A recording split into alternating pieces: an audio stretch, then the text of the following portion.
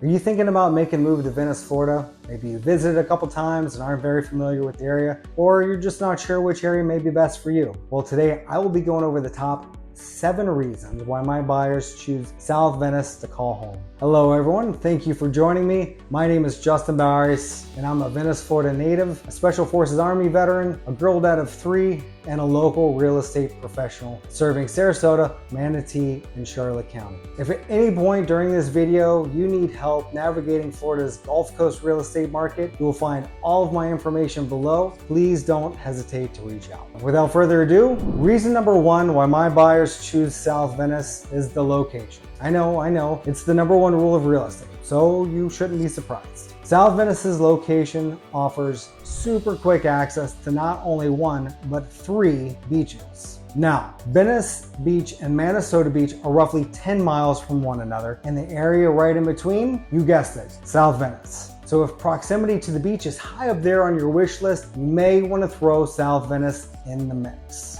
Wait a second, Justin, you just said that South Venice had easy access to 3 different beaches, but you only named 2. That's right, I was just making sure that you were paying attention. We will discuss the 3rd beach option when we come to reason number 5. So hang in there. Reason number 2, Shamrock Park and Nature Center. Shamrock Park has basketball courts, tennis courts, a large playground area, covered picnic shelters that you can reserve for cookouts and parties. The Nature Center includes 2 large meeting rooms that can be reserved for business purposes as well. It also includes a 1.2-mile paved multi-use trail that winds through the central portion of the park. So while walking or cycling through the park, you may likely come across some of Florida's wildlife, which can include things like gopher tortoises, scrub jays, a variety of snakes, raccoons, and even iguanas, which actually aren't native to Florida. And on the western end is number 3, the Venetian Waterway Trail, which further connects to the 10.6-mile Legacy Trail. So for argument's sake, we'll just refer to this as the Legacy Trail. This network of trails offers park visitors the opportunity to walk, bike, or rollerblade from Shamrock Park to Venice's historic train station, downtown Venice, Casperson Beach, or go north to Sarasota with several parks to visit along the way. So Shamrock Park and the Legacy Trail is a great neighborhood perk for those who desire an active lifestyle, want to keep fit, and don't want to do so indoors. Reason number 4 is no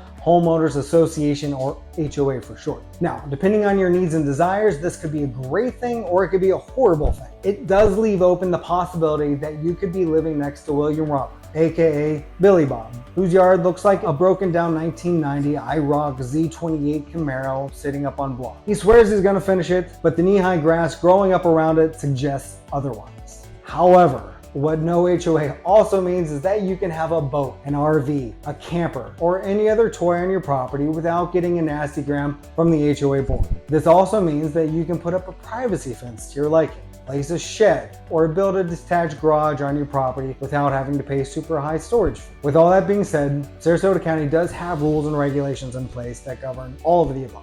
Now, I will say that most of South Venice residents keep their properties maintained, and we don't have much of a Billy Bob Z28 problem. However, it does exist, and some neighbors do have what some may consider an unsightly yard. I always recommend doing a drive-through of the area to ensure the neighborhood and or the neighbors are suitable for your standards. By the way, if you haven't done so already and you've gotten anything useful out of this video so far, give me a like, hit that button, the subscribe button, hit the bell. Make sure you don't miss out on any useful future living in Venice, Florida content. Do you remember when I mentioned the 3 beaches, but I skipped one? Well, here we go with reason number 5, which is the South Venice Beach ferry and boat ramp. Back in the day, before the intercoastal waterway got dug out, the South Venice residents had deeded beach access to their own private beach. After the intercoastal was put in place, the residents lost their ability to get to this beach. The beach ferry was the solution they came up with. However, the deed and the legal rights have changed since that time and is now owned by the South Venice Beach Endowment Trust.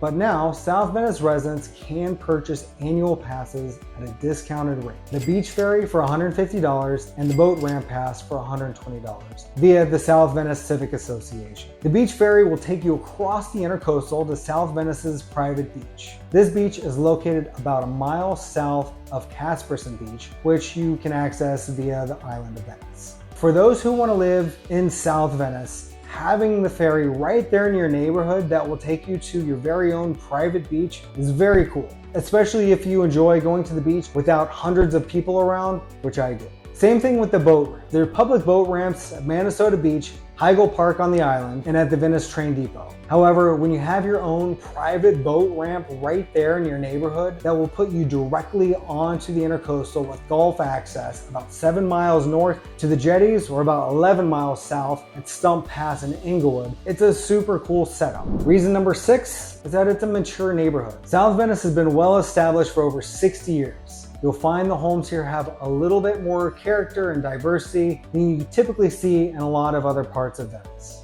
especially now as a lot of newer developments are going up in here. You definitely won't find any cookie cutter homes here. South Venice was originally developed in the 50s, and over the years, people have continued to buy land, build new homes, update old homes, and it's a true mix of eclectic home style and design. Also, it's one of the very few places that you can still purchase individual lots in Venice, but they're definitely going quickly. Last, but certainly not least, is reason number 7, and that is affordability. Your average home in South Venice is going to average about $375,000 currently. Your smaller, older homes can be found in the higher $200,000 range. They're probably going to need a little bit of work. And then your average size, let's say 2,000 square foot new construction homes, can be found in the low to mid $500,000 range. Please keep in mind that affordability is subjective and open to interpretation. All I'm saying is that there aren't many places you can go where you're going to get a nice home in a great neighborhood, close to multiple beaches with parks, trails, and a number of nearby amenities at this price point. Venice has always been a bit of a hidden gem, but people are starting to catch on rapidly. I just want to make sure that I'm giving some good, trustworthy info and pointing them in the right direction.